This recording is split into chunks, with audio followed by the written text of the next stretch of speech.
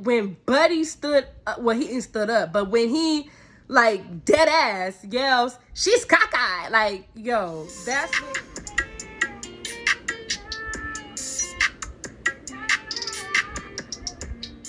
What's up, YouTube? It's your girl Lexi, and I am back with another video. Today I decided to do my first story time for you guys. I enjoy watching other YouTubers story times, so I decided why not I give you guys one for my channel. All right, so without further ado, I need you guys to like, comment, and subscribe. Turn on your post notification bell so you can know every time your girl upload. And let's get into the video. All right, so today's story time is basically going to be about when I first noticed that I have strabismus, also known as lazy eye, also known as cross-eyed, whatever y'all want to say. Basically, this is the story time of when I first discovered that I have an eye disability. All right, so growing up, I am the baby of 5, and my family was always very, how can I say this? They were always very, I wouldn't say nonchalant, but at the same time, they always kept me kind of like closed in. Like I was basically in my own little bubble, my own little world, closed out from the world. So in the household, I'm very thankful and grateful. I appreciate that they made me feel this way. But in the household, of course, I was comfortable. I was unaware that I was, as what society would say, considered different or born differently. Like I was unaware of that. Around my siblings, around my mother, around my father, nobody treated me like I was different. I do remember having to wear the patch, like, you know, they would do it like this over my, you know, disability eye, or they would do it over this one. I'm not going to show you. But yeah, so I do remember wearing the pirate patch. I do remember wearing the big glasses, which I'm in the process right now of getting some new glasses. So don't come for me, you guys. But yeah, so I remember wearing those things. I remember the eye methods and eye techniques and eye exercises that I had to do. As far as daily, I had to do that as a kid. I started very early doing that. I believe at the age of 3, if I'm not mistaken, or 4. So anyways, time went on and I ended up becoming school age ready. Now, I really don't remember kindergarten, pre-K, or anything like that, or daycares, but guys, let me get into the tea. Once I got to elementary school, you guys,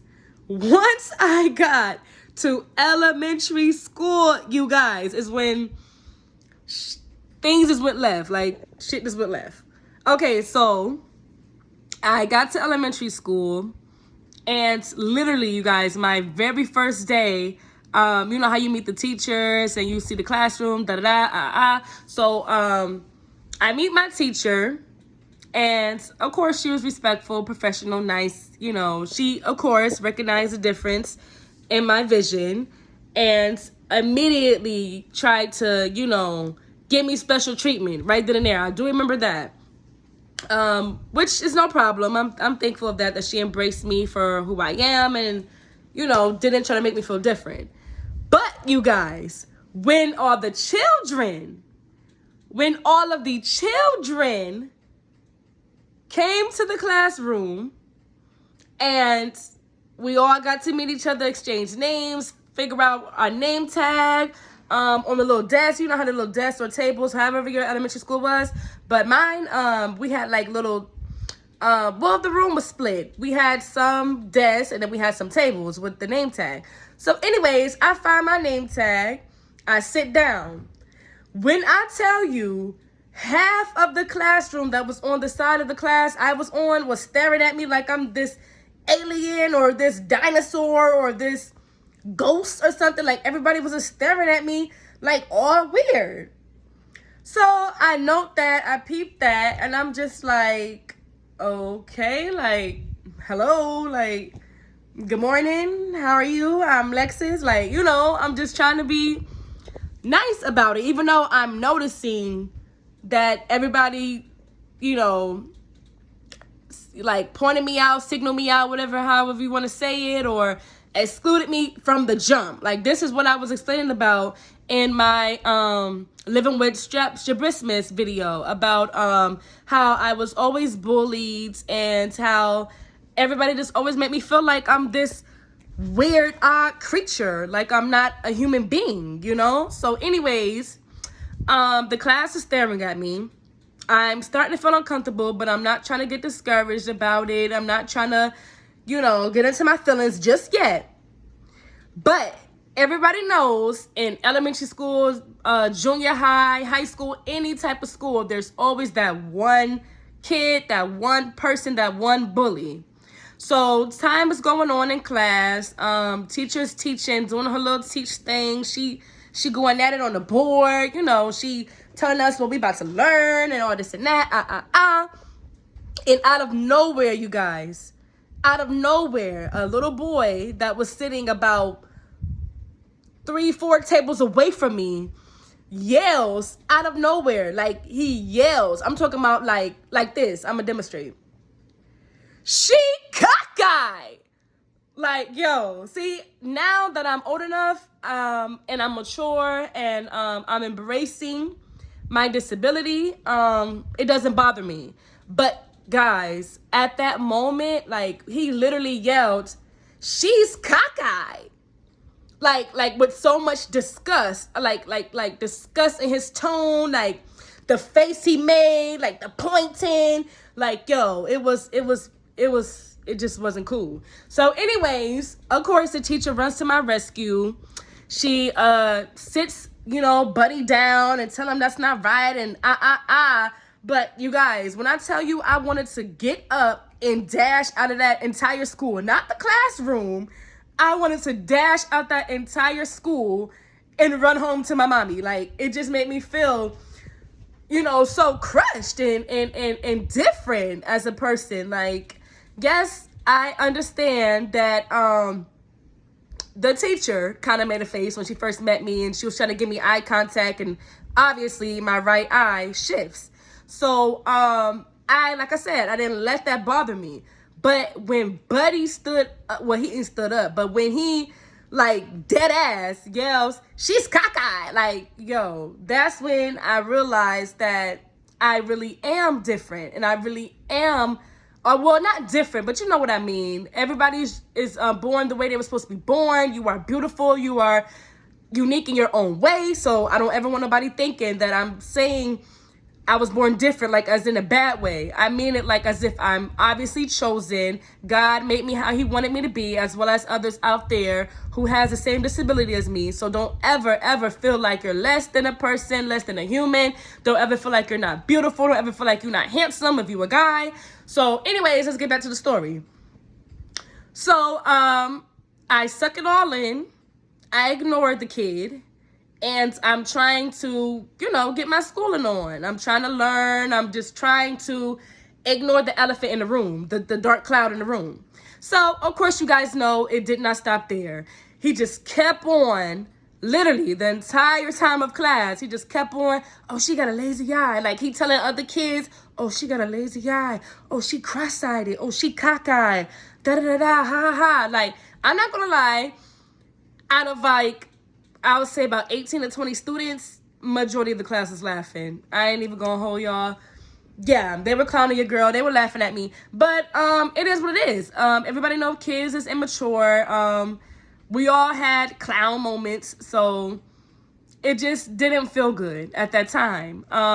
So after the majority of the class started joining in with Buddy with the, the stupid slick comments and laughing at me and pointing at me, is when, things start to hit. So boom, fast forward, it's about lunchtime. Lunchtime comes and I all of a sudden pretend to feel sick. we all know we done it before, so don't judge your girl. Everybody tried that, oh, I'm sick shit, you know, to get out of class or get out of whatever, test, exam, whatever. But as far as this go, this was elementary school, baby. So, yeah, I faked it. I faked it until I motherfucking made it. So, anyways, I faked like I was sick. I get sent to the nurse while the rest of my class and other classes is at lunch. And while I'm at the nurse, you know, obviously I tell the nurse and the principal or whoever was in charge at that time, I tell them I need to contact my mom. My mom has always worked in a hospital, so at that time I understand she's busy and type shit. So anyways, long story short, she didn't come to pick me up early that day. So I pretended to be sick for no fucking reason, you guys. And I'm about to get into the reason why. Anyways, lunch is over and boom, everybody has to go back to their class, right? So, like I said, mommy didn't come to the rescue for your girl. She left me hanging that day. I love you, mom, but you left your girl hanging. But anyways, so I'm basically kind of forced to go back to class with students or kids that is obviously with the shits. So I get back in class, and this time, as I'm approaching the class, everybody else is already in class, mind y'all, because I was in the nurse office. My bad, y'all. I'm tongue-tied, and I'm sorry if I'm talking so fast, y'all. I'm a very fast talker. But yeah, so anyways, this time I'm approaching in the room, and it's dead silent. See how this got quiet and like my whole apartment is silent? Yeah, like that. It was dead silent. So all eyes is on me. I'm feeling like I'm Tupac in this mug, thug life in this bitch, because everybody was looking at me. Teacher, everybody. Now, mind y'all, she still has to be professional. She still has to be in her little teacher mode, protective mode. So she comes by the doorway that I'm still standing there because I was scared to walk in. I'm going to keep it a buck. And she comes by the doorway, she grabs my hand, and she walks me back to my seat with my name tag on it. Soon as she walks me and sit me down, sorry, it was a bird in my window. But soon as she takes my hand, walks me to go sit me down, guess who starts, you guys? My number one fan, my number one bully. And you know what's funny? That same guy found me on Facebook many years later and now watches my social media like heavy. But I thought I was that ugly, cross-eyed, lazy-eyed girl. But anyways, that's just how people is, you feel me? I know I'm beautiful. Ain't nobody gonna tell me nada. But anyways, yeah, so he starts back with the shits. Oh, cocks like a pistol. Oh, she can't see. Oh, blind, da-da-da. I was always told that when a guy act like an asshole to you, I don't know if this is all the way true, but for my experience, it low-key was, because like I just said, buddy is all on your girl tip. He all on, yeah, he just all over me. Like he just want to give it to me, basically. But anyways, yeah, so he starts with the name calling again, making everybody laugh, making everybody be on his side, just being the little class clown that he was, you feel me? And right then and there is when I couldn't hold it in no more. I'm gonna keep it real with y'all. I'm gonna always keep it real. But your girl had a breakdown. So I'm all in the class like, no, why me? You know, like I'm just, like tears just water falling. Like, you see how quick my face just turned red? Yeah, it was like that. Tears water falling. I'm hiding my face and everything into my desk. Like, I didn't want to be seen. I just wanted to be invisible. Like, I just wanted to disappear. And it's crazy because years later, like I said, he contacted me and he's all on my social media, following me, da-da-da. He ends up telling me that he remembers the exact same day that I came to their school and I joined their class. Like, that's crazy, right? But anyways, he also told me that I have a lot of strength in me. Duh, because your girl ain't finna let nobody knock me down now. But at that time, I was vulnerable. I was a kid. I didn't know. So, yeah. So, I'm crying in my desk. Shorty, all of a sudden, finally tells him to be escorted out of the classroom into the principal office. And she comes up to me and she's like, do you need a one-on-one talk? Do you need to talk to me by yourself? And I'm just like, lady, like, no shit. Like, I'm new to your school, new to your class, and I'm getting bullied a split second of walking in this bitch. Like, of course, I need a motherfucking therapist at this point.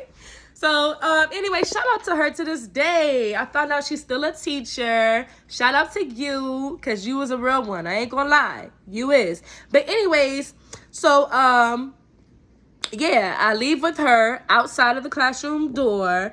And she's like, I just want you to ignore all those kids and all the bullying. You are beautiful. You were made the way you're supposed to be. Just ignore them and And I'm just like, ma'am, like, you can tell me this shit till your face turn blue, ma'am, but these kids ain't finna stop. Like, just because you kicked them out for a couple minutes, really? So yeah, like, it just was not it. So anyways, time went on. After that day, on forward, time went on, of course, being in the class with them and, you know, getting used to being there, and everybody started being used to me. The bullying didn't so much die down fully, but eventually it did start to decrease. Like, of course, when I get up to read in front of the class, or when I get up to do a problem or whatever on the board, of course, they were still snickering, still laughing, still pointing. Of course, when I get into group projects with kids, or I have to do a one-on-one partner, of course, they'll be looking at me like, what are you looking at? Or they'll look behind them or beside them, you know, just trying to be funny. So the bullying basically never stopped, but it just kind of came to a little decrease, to the point your girl was a little bit comfortable.